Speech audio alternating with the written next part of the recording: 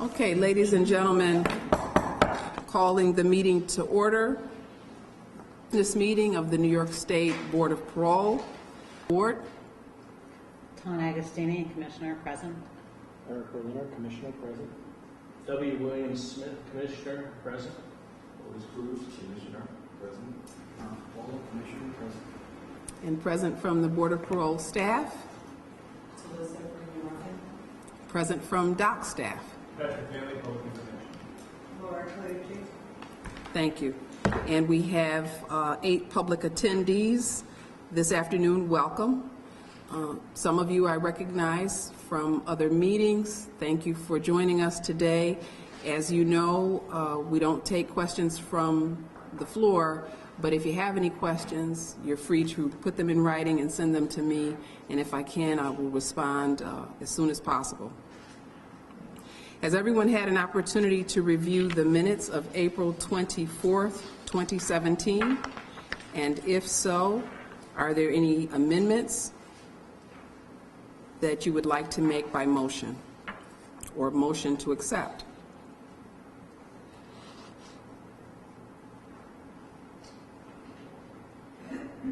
I'll move to accept the minutes as presented. Okay. Is there a second? That motion made by Commissioner Walter William Smith. Is there a second? A second. Seconded by Commissioner Alexander. Any questions? And I would respectfully recognize those members not present abstaining. All in favor, please indicate by saying aye. Aye. Aye. Any abstentions? Abstain.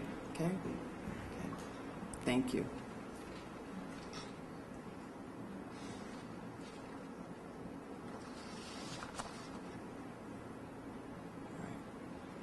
The minutes are accepted with no corrections.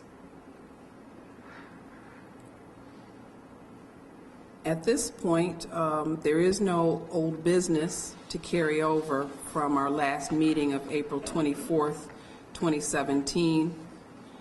The first item of new business is the introduction of 2 new board members present with us today, Ms. Agostini and Mr. Berliner. So I would invite them at this time to share a little bit of information about themselves for all of you. Thank you, Chairwoman. Greetings, Commissioner. I'm Ton Agostini, one of your new commissioners. Really excited to be joining you here today. Thank you. A little bit about myself. I most recently worked with the New York State Assembly for the last 8 years. I was the Senior Corrections Analyst for the Corrections Committee on Central Staff with the Assembly, and in that capacity I was responsible for the legislation that passed through our committee or that didn't pass through our committee. We held many public hearings, put out reports and such on everything related to corrections and parole, and anything that was post-conviction, so anything that results from re-entry or that might take place after a person has been convicted of a criminal offense. In that capacity, we met with stakeholders, received correspondence from various stakeholders, from victims to inmates, advocates, and such, and did our best to address whatever issues were raised, if there was something that we could do for those particular concerns. We still did all of the reports that came out from DOCS and Parole, and that was my job to be the one with the information. I was the one that was turned to for any questions on matters related to corrections or parole. Prior to that, I worked for a court expert on matters relating to use of force, drug trafficking, and informant handling, and also worked with a secured stabilization program for sex offenders. And in years past, before all that, I was a volunteer with the Department of Corrections and Division of Parole. Thank you. Thank you very much. Thanks, Chairwoman. Mr. Berliner. Good afternoon. My name is Eric Berliner. Very excited to join the board and to meet all of you today. Most relevantly, I spent most of my career at the New York City Department of Correction. I joined as a mental health project manager in 2002, working on building programming for those incarcerated with mental illness. Worked my way up the civilian ranks and left as a Deputy Commissioner for Strategic Planning and Programs. where I have responsibility for inmate healthcare, programming, educational services, reentry planning, and then some agency-wide strategic planning and research, as well as the nutritional services operation.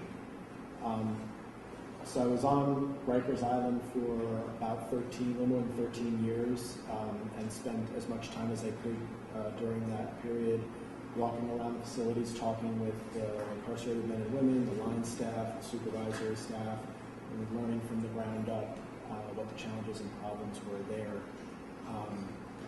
and the way that those challenges and problems, of course, filter into the state prison system and the communities to which people return. So it's sort of an exciting time for me to be here and involved in all of this, and I look forward to working with you.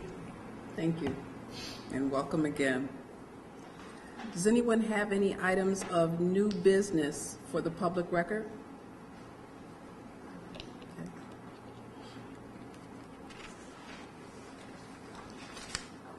I have one piece of correspondence.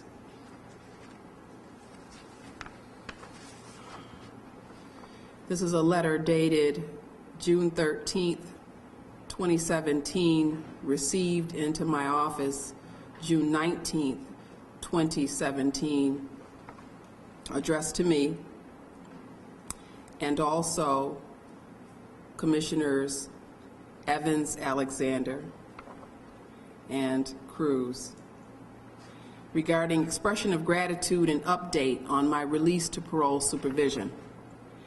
After serving my minimum of 25 years on a 25 to 50-year sentence for 4 counts of first-degree robbery, my initial parole interview was conducted by you, Otis Cruz, and Alexander on October 18th, 2016. A week later, I was formally informed that each of you had voted to release me to parole supervision. Since the moment I discovered that I had been granted release to parole supervision, I have been so overwhelmingly grateful. I just want to thank each of you for being able to see that my personal transformation was genuine, and for giving me a chance to demonstrate that as a returning citizen. I have been home for more than 3 months and have acquired my driver's license, my own vehicle, and currently work part-time in Newburgh as a program assistant at the, and I will not read the name of the agency. I am a member of, and it gives the name of a church, and have already started taking on a significant role in that church.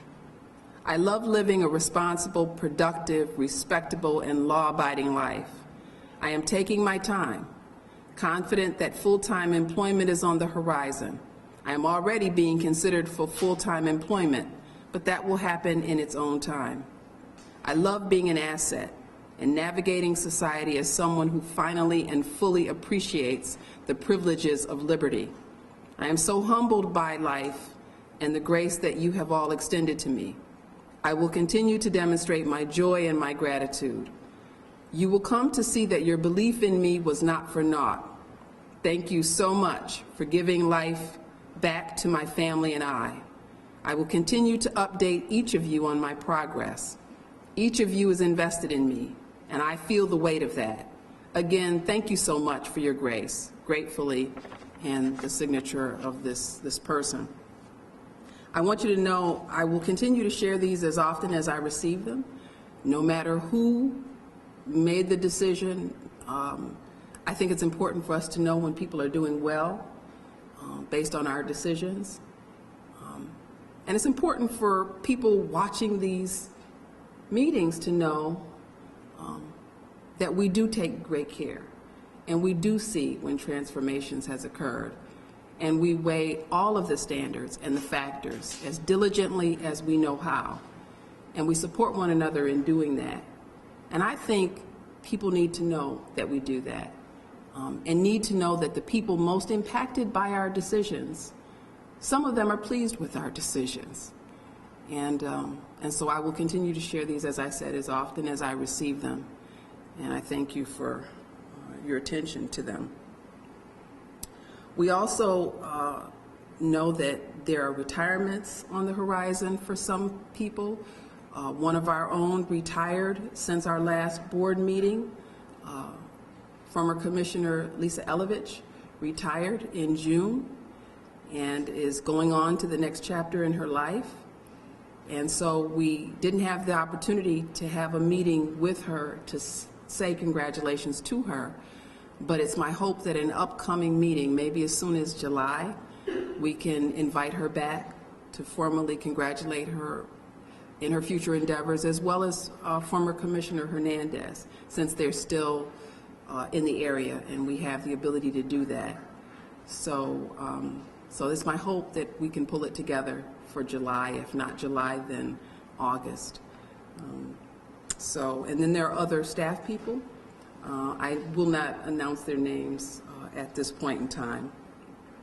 And so with that, if there's no other new business, I would like to entertain a motion to enter into executive session to discuss confidential information about specific individuals within the system that we supervise and other litigation issues with our attorney.